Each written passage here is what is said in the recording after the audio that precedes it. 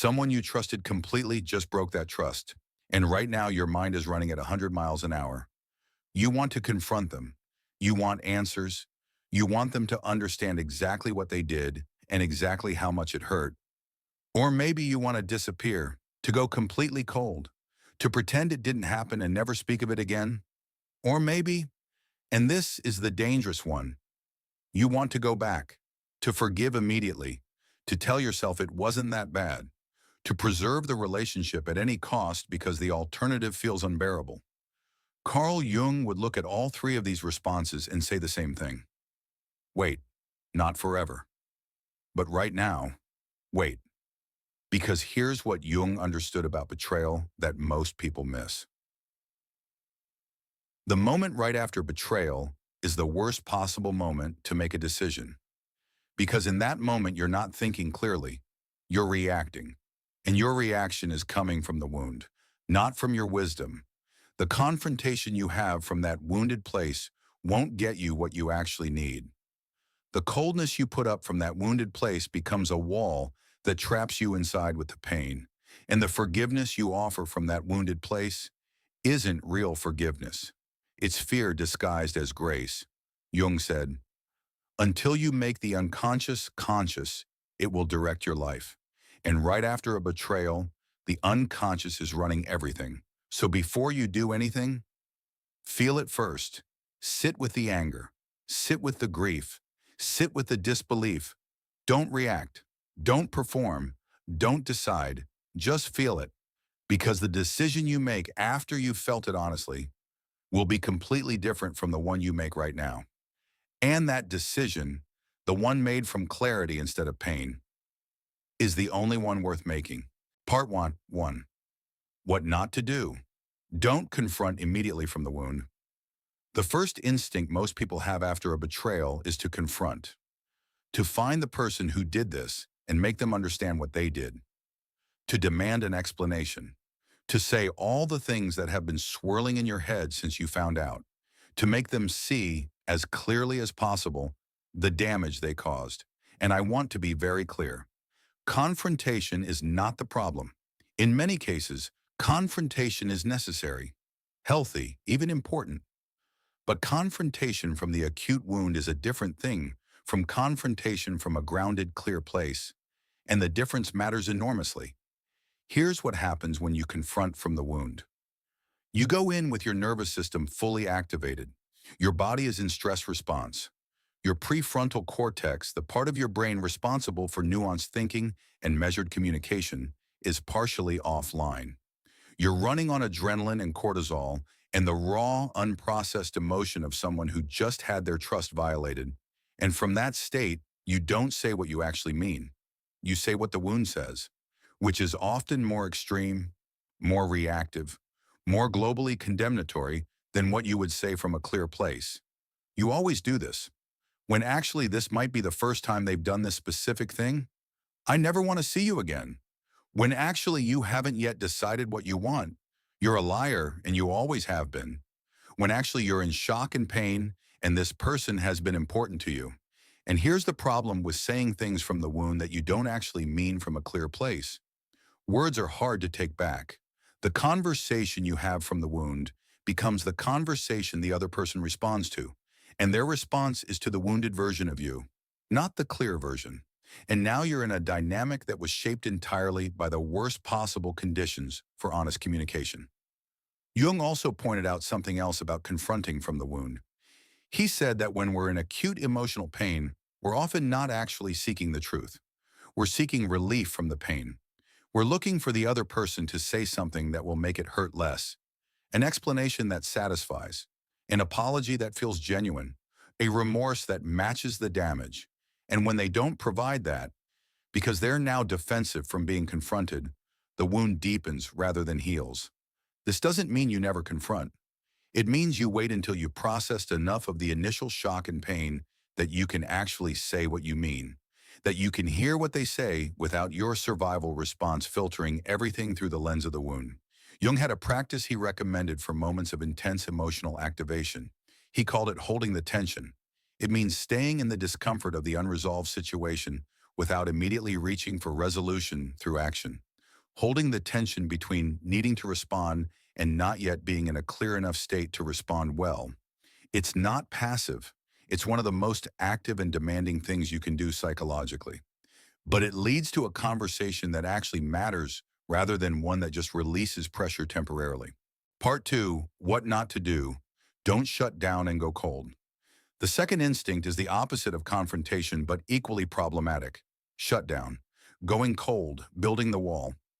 This is particularly common in people who have been betrayed before, who have learned through experience that feeling pain openly is dangerous, that vulnerability leads to more hurt, that the safest response to being wounded is to stop being woundable. So they shut down. They go quiet. They become distant and unavailable. They present a surface of calm, even indifference, that completely belies what's actually happening underneath. And from the outside, this can look like strength, like dignity, like not giving the betrayer the satisfaction of seeing how much they hurt you. But Jung would look at the shutdown and see something different. He would see a person who has just taken everything they're feeling, the grief, the anger, the disorientation, the hurt, and pushed it into the shadow, not processed it, not moved through it, not integrated it, just pushed it down, locked it away, told themselves they're fine when they're not. And here's what Jung understood about that move that's critical. Suppressed emotion doesn't heal. It waits. It waits in the shadow, accumulating, building, compressing, and it comes out eventually. Not necessarily in relation to the original betrayal, often in relation to something much smaller and much less deserving of the intensity of the reaction. You snap at someone who had nothing to do with the betrayal. You find yourself disproportionately triggered by something that touches the wound without being the wound. You develop anxiety or physical symptoms that seem to have no clear cause, but that are actually the body holding what the mind refused to feel. Or you develop a chronic guardedness, a permanent reduction in your capacity to trust, a wall that was built to protect you from this specific person, but that ends up keeping everyone out. Jung was very specific about this. He said that every time you suppress an emotion, rather than processing it, you pay a price. The price might not be immediately obvious, but it compounds. And the person who goes cold after every betrayal, who builds wall after wall after wall, eventually lives behind so many walls that genuine connection becomes impossible. Not because they can't feel, but because they've convinced themselves that feeling is too dangerous. This is not healing. This is the wound managing you, rather than you managing the wound. The alternative Jung proposed is not falling apart. It's not being consumed by the emotion. It's something more precise than either. It's feeling the feeling completely enough that it can actually move. Because emotions, Jung understood, are not static. They have a natural arc. They rise and they peak, and if you allow it, they fall. The shutdown interrupts that arc right at the beginning, which means the emotion never completes its natural process, which means it stays unresolved in the shadow, waiting. Part three, what not to do. Don't forgive before you felt. This is the one that surprises people most because it sounds like I'm telling you not to forgive, and that's not what I'm saying. What I'm saying is, don't forgive before you've actually felt what there is to feel, because premature forgiveness that happens before the anger and the grief and the hurt have been genuinely experienced is not forgiveness. It's avoidance wearing forgiveness's clothes. It's what happens when the feeling of the situation is so uncomfortable that you reach for resolution before you've done the work of actually experiencing what happened. I forgive you, let's move on. When actually you haven't processed anything. When the anger is still there, just covered over. When the trust hasn't been genuinely addressed, just bypassed. Jung saw this pattern constantly, particularly in people who had been raised to believe that certain emotions were unacceptable, that anger was bad, that resentment was spiritually wrong, that the right response to being hurt was to rise above it immediately.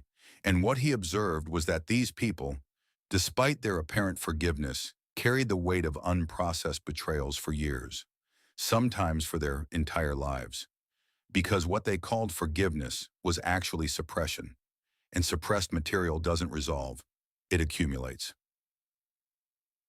Real forgiveness, in Jung's understanding, is not a decision you make in the immediate aftermath of betrayal. It's a state you arrive at after genuine processing. It requires feeling the anger, not performing it, not weaponizing it, but actually feeling it honestly and fully, and acknowledging that the anger is appropriate, that you were wronged, that the feeling of anger in response to being wronged is not something to be ashamed of or rush past. It requires feeling the grief, because betrayal involves loss, the loss of the relationship as you understood it, the loss of the version of the person you trusted, the loss of the safety you felt with them. Grief is the appropriate response to real loss. It requires sitting with the disorientation, the "I don't know what's true anymore" feeling that comes when someone you used to orient yourself by turns out to be unreliable. Only after those feelings have been genuinely experienced, only after the wound has been honestly looked at, can forgiveness mean anything real. Jung said, real forgiveness is not the absence of anger. It's what happens after anger has been fully felt and integrated. And that process takes time, more time than most people are comfortable with, more time than our culture generally allows before it starts pressuring people to move on and be the bigger person and put it behind them. But premature forgiveness doesn't protect you from the pain of betrayal. It just delays it and deepens it. The genuine article, when it arrived after you sat with everything you needed to sit with. And it feels completely different from the performed version. It feels like release, like something actually let go, like you're no longer carrying something that was weighing you down. That's real forgiveness, and you cannot rush your way there. Part 4, What Not to Do. Don't go back before you've understood why you want to. This is one of the most painful things to talk about because it touches something that people who've been betrayed often feel deeply ashamed of. The pull to go back.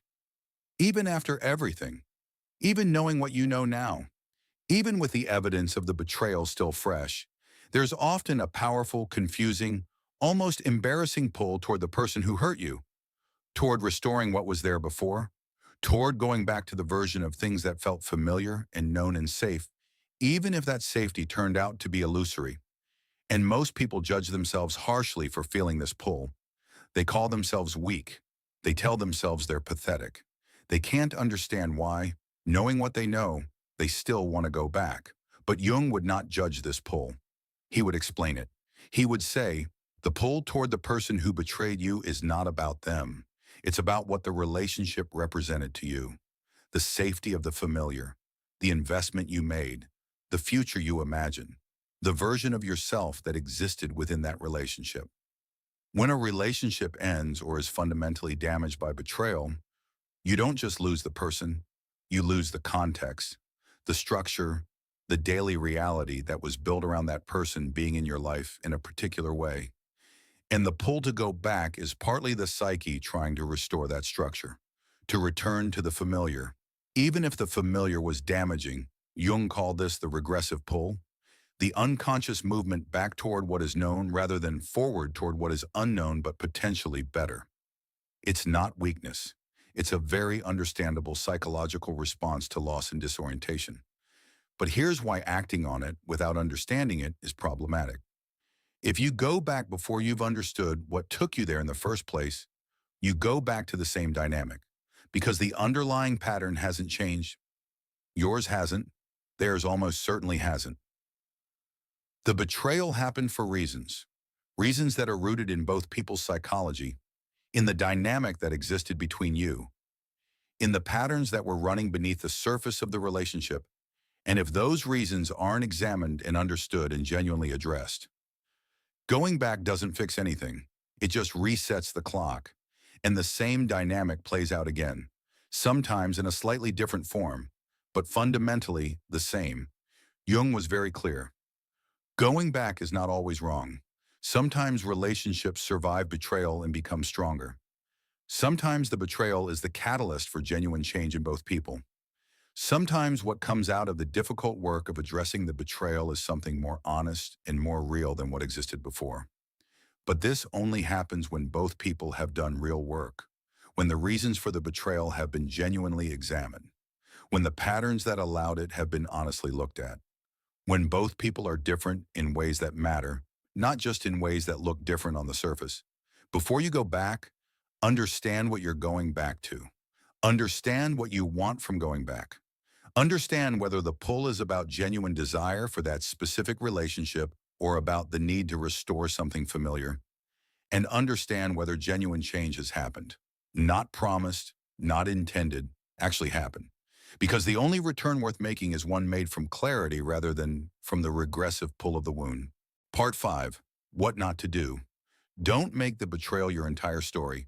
This is something that happens gradually, so gradually that most people don't notice it until it's already happened. The betrayal becomes the organizing narrative of your life. Everything gets filtered through it. Every new relationship is evaluated through the lens of it. Every moment of potential trust is measured against what happened. Every person who gets close enough becomes a potential betrayer in the story your mind is constantly running. And you become, without quite intending to, the person who was betrayed. Not just someone who experienced betrayal, but someone whose identity has been fundamentally organized around having been betrayed. Jung would recognize this immediately, and he would name it clearly. This is the wound becoming the persona. It's when the experience of being hurt becomes the primary way you understand yourself and present yourself to the world. When I was betrayed becomes I am someone who was betrayed, and then becomes I am someone who will be betrayed, and eventually becomes I am someone who cannot trust. And the problem with that identity is not just that it's painful to carry, it's that it becomes self-fulfilling. The person who has organized their identity around betrayal begins to unconsciously recreate the conditions for betrayal.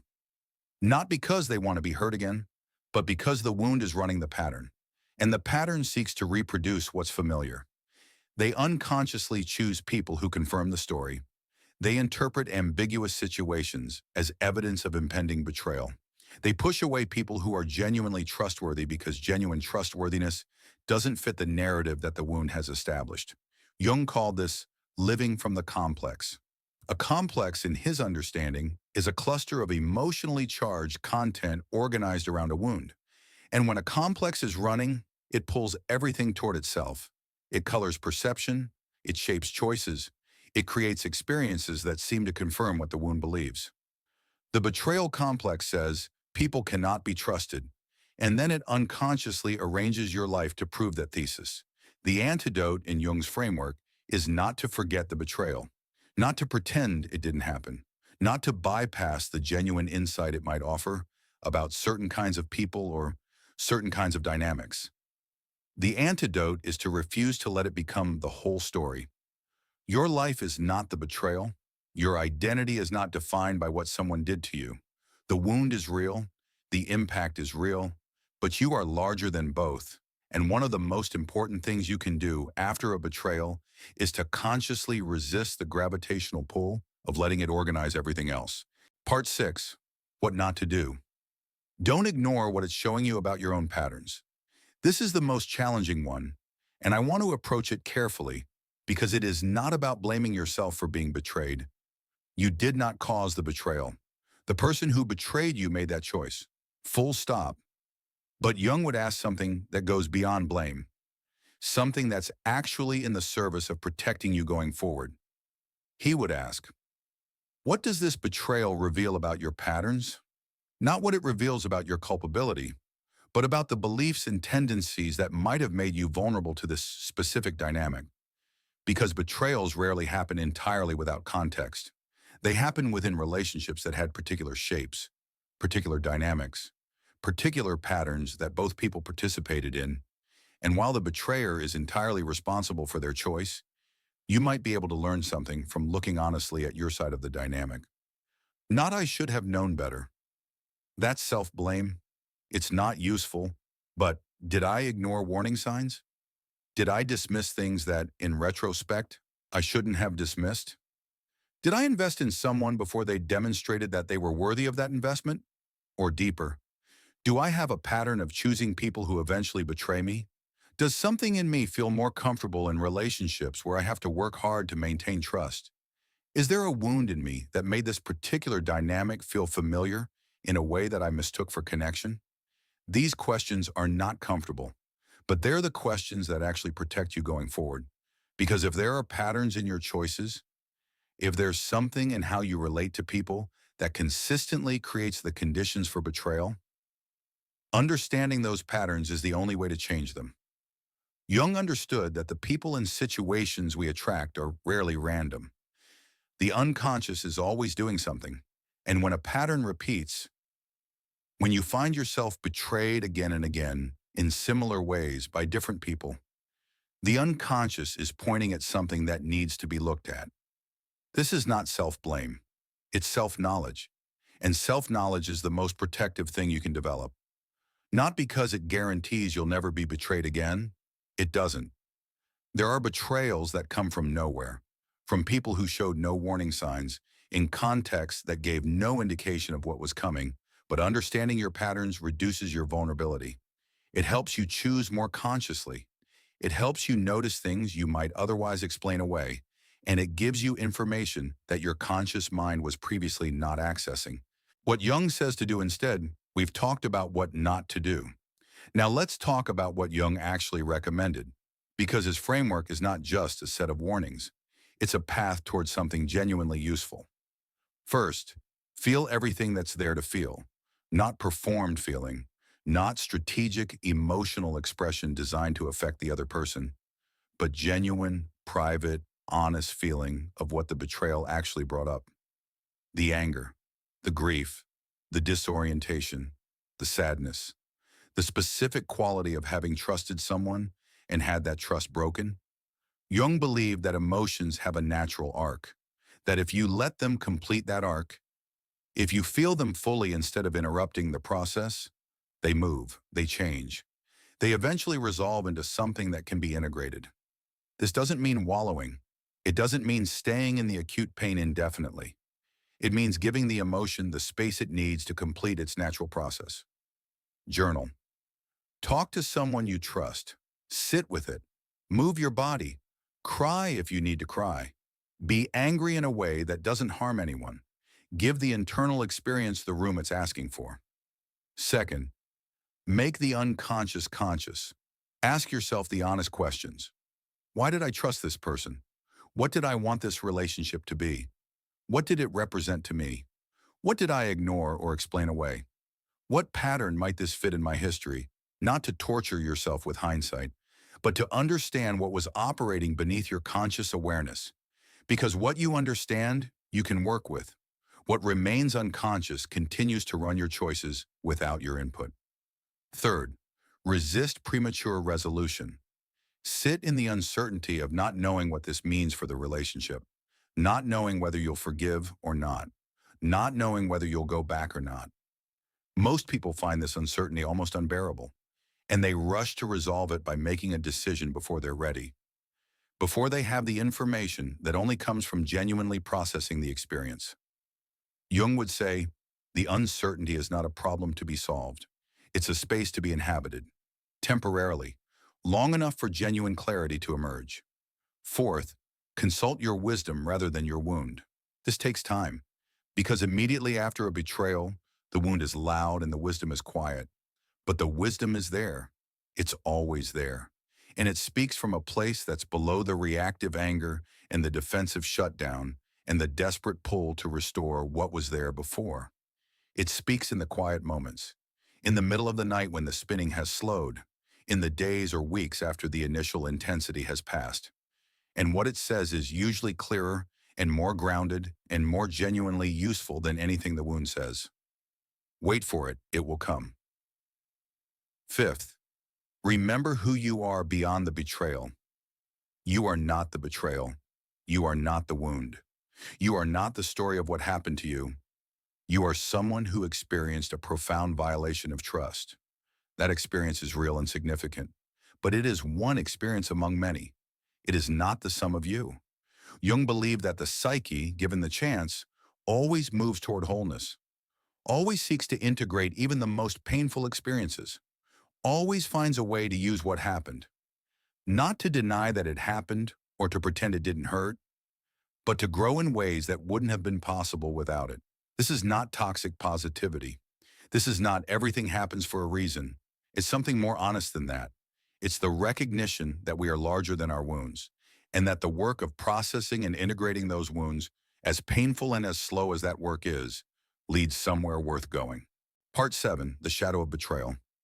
What it teaches you, Jung had a specific and important insight about betrayal that most people don't encounter anywhere else.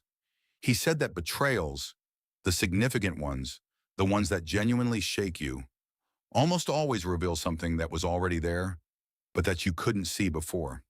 Not just about the person who betrayed you, about the relationship itself, about the dynamic that existed, about the ways in which what you thought was there was different from what was actually there. He called this the shadow of the relationship, the parts of the connection that existed beneath the surface of what was consciously acknowledged. And here's what's uncomfortable about this. Sometimes the betrayal reveals things that, in retrospect, were always there. Things you might have seen if you'd been looking. If you hadn't been so invested in the version of things you wanted to be true. If your need for the relationship hadn't led you to explain away certain things rather than examine them. This is not to say you should have known better.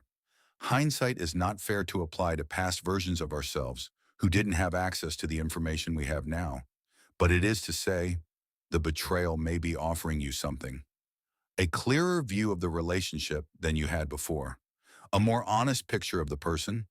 Information about patterns in yourself that are worth examining.